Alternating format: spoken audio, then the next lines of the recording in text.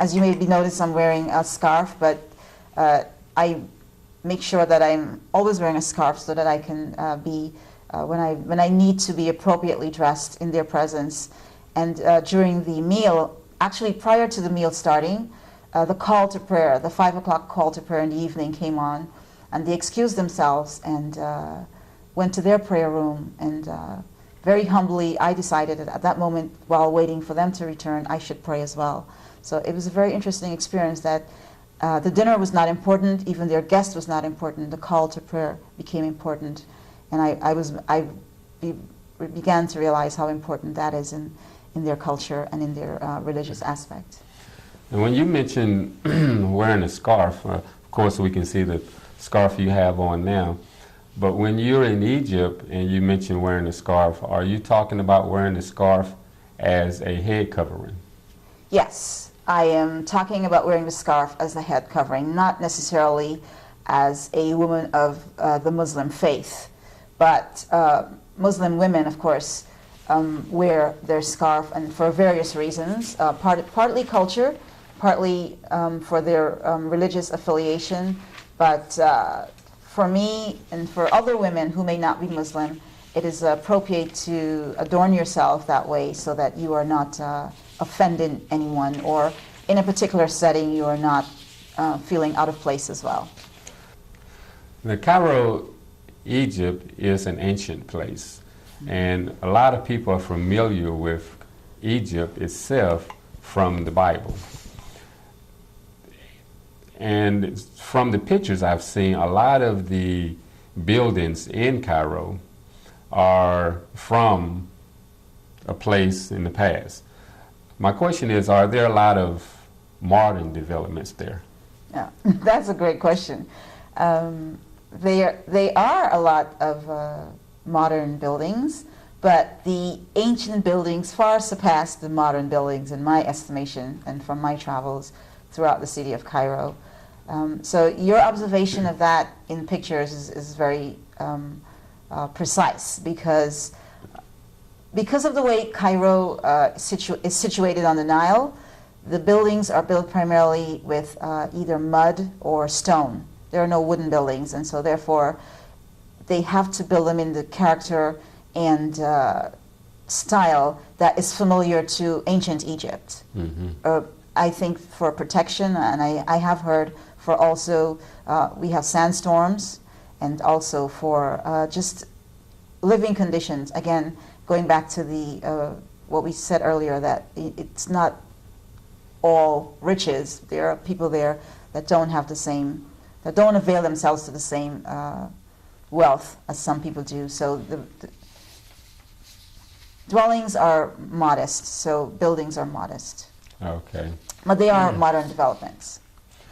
It's a wonderful place to visit, I'm sure. Just to, when you were there in Egypt, did it take you back to some of the biblical readings that you've done in the Bible? Yes, yes, almost every day, because I can visibly see the Nile from where I reside, and it just reminds me that you can actually read that word in the Bible. I can visibly see the pyramids, and I can just recall what I've read in the Bible, or talking about the pharaohs, and knowing that that's such an intrinsic part of Egyptian culture and biblical history. So it has so much significance to it. It's very, very, very amazing to participate in that. The Nile. Wow. I actually had a picture of one of the Niles, but I have a picture here. It's of what is this called? It's basically one of the many cafes. Cairo has many cafes that adorn the streets and just the basic sidewalks, and people just go there. I should say primarily men. It's a very patriarchal society, and the men go and they smoke, and they also smoke what is called a shisha. If you can see clearly, it's called a shisha pipe, which is primarily filled with tobacco and flavored water. I'm sorry, it's filled with flavored water, but the men primarily smoke, cigarettes, and they also smoke the flavored water that's in the shisha pipe. So it's very popular when men go to sporting games or they watch TV at the cafes. It's a very popular outing. And they do this on every weekend, actually. Mm-hmm. It's very crowded every weekend. And women aren't allowed in here, by the way. The women are not allowed in the cafes. There are some cafes that women are allowed, but they don't smoke tobacco, but they may smoke the shisha pipe. Again, if they are smoking a shisha pipe, they're considered not exactly pure Islamic women. Because they're not allowed to smoke as a whole. They're not allowed. It's seen as negative for women to smoke. Right.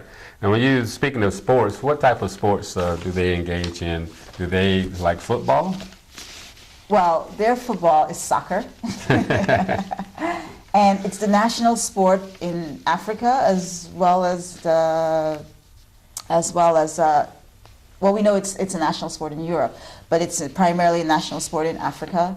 And for Egypt, it's very big. Egypt actually just won the African National Cup. It's a very, very big tournament that only African nations participate in, and it gives Egypt the unique opportunity to participate because they're situated in the northern part of Africa.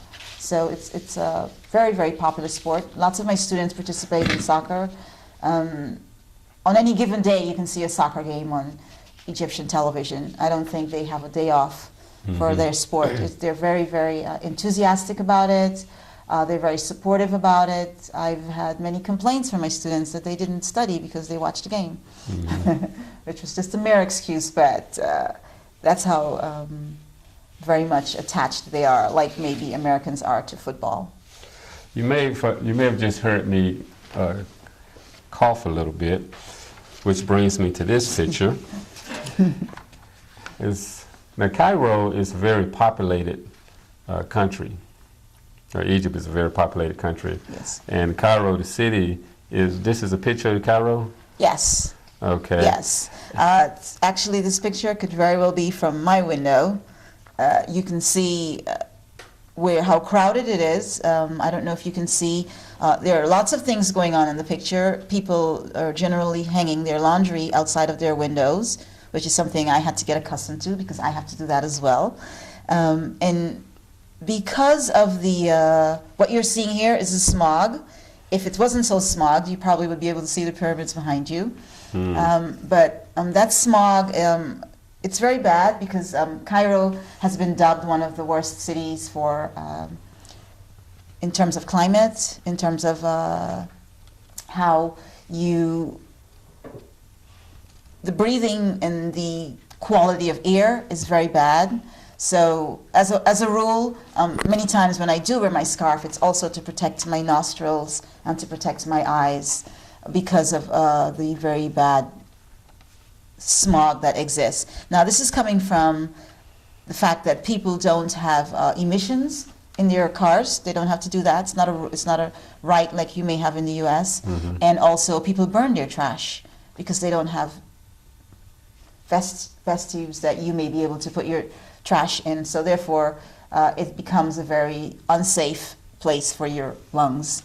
And it's a very populated city that smokes. So there's a variety of things that are going on that create that horrible smog. And you can see this every morning right after the call of prayer.